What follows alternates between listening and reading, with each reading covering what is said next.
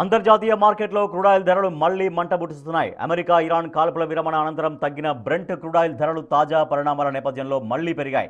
ప్రస్తుతం Brent crude oil barrel ధర సుమారు $96.63 వద్ద ట్రేడ్ అవుతోంది. ఏప్రిల్ 6న క్రూడ్ రేటు గరిష్టంగా $111 తాకగా అమెరికా ఇరాన్ కాల్పుల విరమణ వార్తలతో స్వల్పంగా తగ్గింది. ఒక దశలో $90కు చేరింది.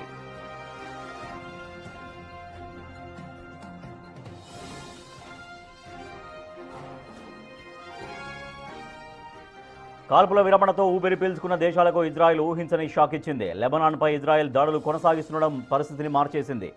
ఇజ్రాయెల్ తీరును నిరసిస్తూ ఇరాన్ స్ట్రైట్ ఆఫ్ హార్మోజ్ నుంచి చమురు రవాణాకు మళ్లీ బ్రేక్ వేసింది. రోజుకు 15 నౌకల్ని మాత్రమే అనుమతిస్తామని స్పష్టం చేసింది. దీంతో క్రూడ్ సరఫరా తగ్గి మళ్లీ ధరలు పెరిగాయి.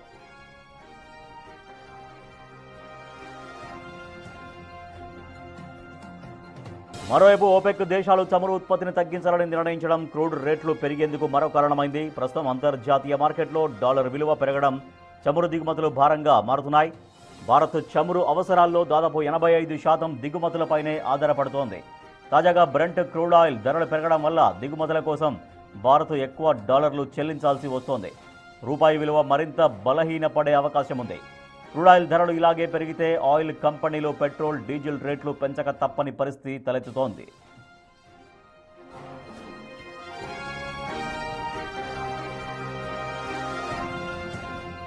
హార్ముజ్ జలసంధి వద్ద ఉద్రిక్తతలు ఇలాగే కొనసాగితే బ్రెంట్ క్రూడాయిల్ బ్యారెల్ ధర $120 వరకు వెళ్లవచ్చని మార్కెట్ విశ్లేషకులు హెచ్చరిస్తున్నారు.